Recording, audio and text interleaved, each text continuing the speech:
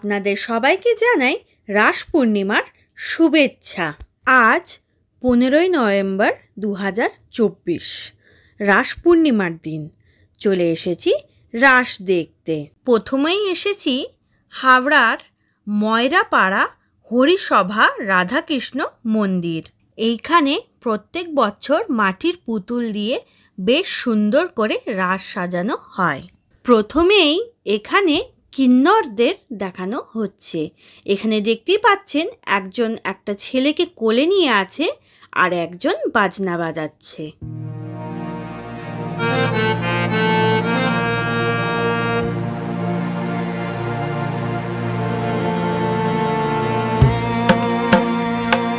এরপর এখানে দেখানো হচ্ছে সাপের খেলা।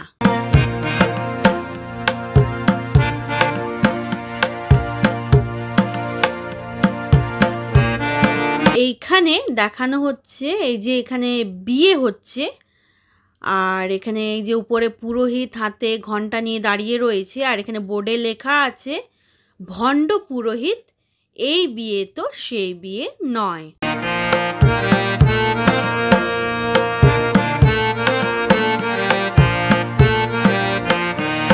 এইখানে দেখানো হচ্ছে পরকীয়া প্রেম।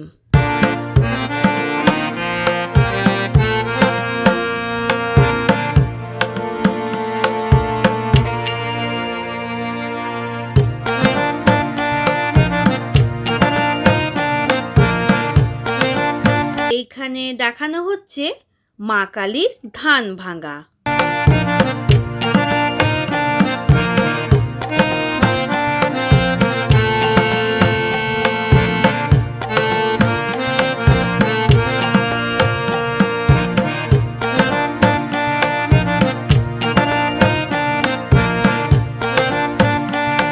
এইখানে দুই সতীনের ঝগড়া দেখানো হচ্ছে। এই যে উপরে দুই সতীন দাঁড়িয়ে রয়েছে, একজনের হাতে ঝাঁটা আর একজনের হাতে বটি রয়েছে, আর নিচে এই যে স্বামী দাঁড়িয়ে রয়েছে, আর এই দুই সতীন ঝগড়া করে যাচ্ছে।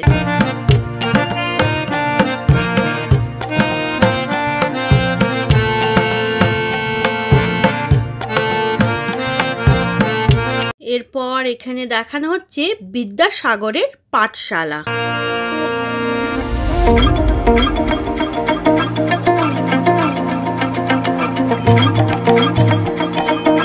এটা হলো ময়রাপাড়ার রাধাকৃষ্ণ মন্দির, আর এখানে সামনে কি সুন্দর এটা সাজানো রয়েছে। দেখুন, উপরে রাধাকৃষ্ণ রয়েছে, নিচে গোপীরা রয়েছে, খুব সুন্দর লাগছে এটা দেখতে।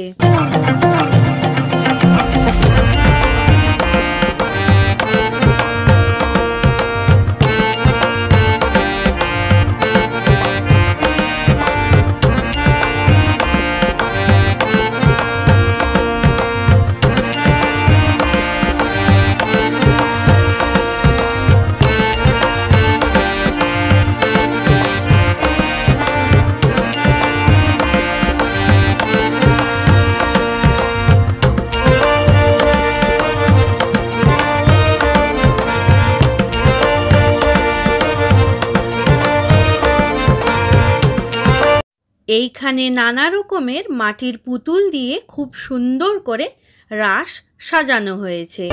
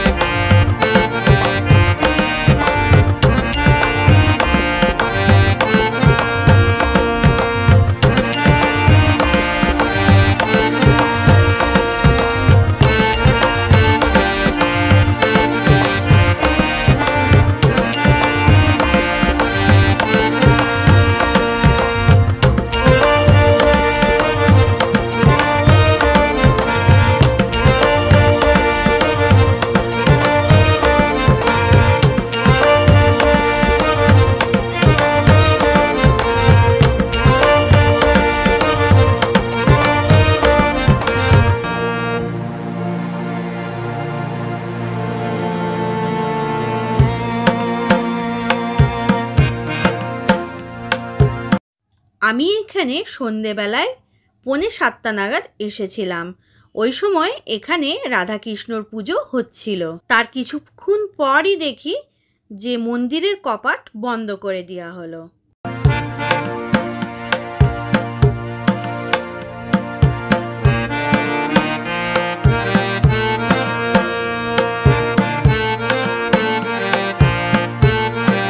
এরকম রাক্ষস সেজেছিল, মিকি মাউস সেজেছিল। এই রাক্ষসটাকে দেখে আমার ছেলে তো কি ভয় পেয়ে গেল। একদম এর সঙ্গে আমি বলছিলাম ছবি তোলাতে, ও গেলই না।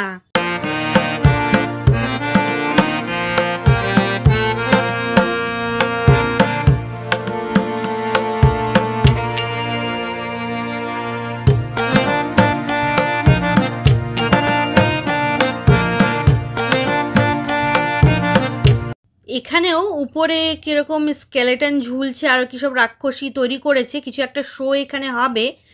আজকে কিন্তু এই শোটা স্টার্ট হয়নি। আমাকে বলল যে এই শোটা কালকে মানে 16ই নভেম্বর শুরু হবে। এই রাস 16ই নভেম্বর থেকে পুরোপুরি শুরু হবে, আর মোট 4 থেকে 5 দিন অবধি থাকবে। শোটা তো আমরা দেখতে পারলাম না, কিন্তু এখানে রাক্ষস আমাদের খুবই এন্টারটেন করলো। এরপর চলে এসেছি ঘোষপাড়া। এখানেও কিন্তু খুব সুন্দর করে রাস সাজানো হয়, আর বাইরে বেশ বড় করে একটা মেলা বসে। এইখানে ভগবান বিষ্ণুর 10 অবতারকে দেখানো হয়েছে। প্রত্যেক বছরই এখানে কিন্তু ভগবান বিষ্ণুর 10 অবতারকে দেখানো হয়।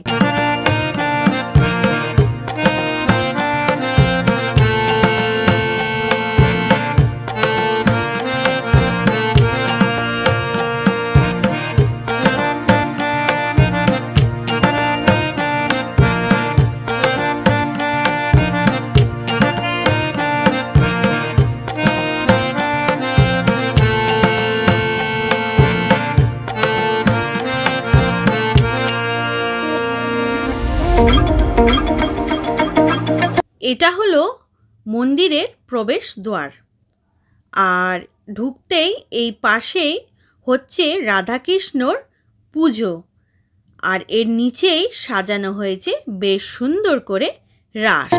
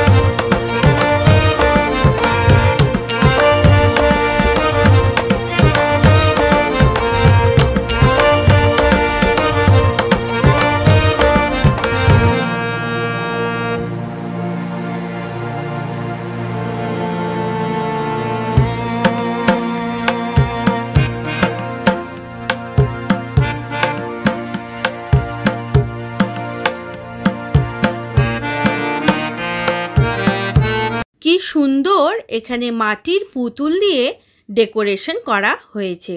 ছোট ছোট প্লাস্টিকের খেলনা গাড়িও রাখা আছে। আবার এখানে দেখানো হচ্ছে মা সরস্বতীর প্রতিমা বিসর্জন।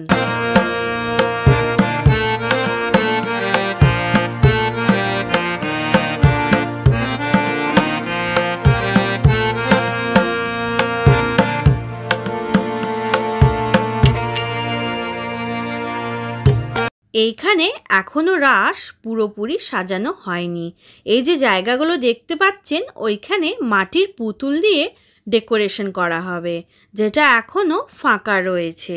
এইখানে প্রত্যেক বছর পাপেট শো হয়, তাই এখানে তো পুরোপুরি রাস সাজানো হয়নি। আমার মনে হয় কালকের থেকে রাস শুরু হবে, তা কালকে আবার আসবো। এখানেও কিন্তু রাস 4 থেকে 5 দিন অবধি থাকে। এইখানে এই মাটির পুতুলগুলো রাখা রয়েছে। এই মাটির পুতুলগুলোকেই ওই খালি যে জায়গাগুলো দেখতে পাচ্ছেন ওইখানে রেখে সাজানো হবে। বাড়ি ফেরার পথে বেলেপোলে এই রাধাকৃষ্ণ মন্দিরটা আছে। এখানেও রাধাকৃষ্ণর সন্ধ্যা আরতি হচ্ছিল, তাই এখানেও রাধাকৃষ্ণর দর্শন করে আমরা বাড়ি ফিরে গেলাম।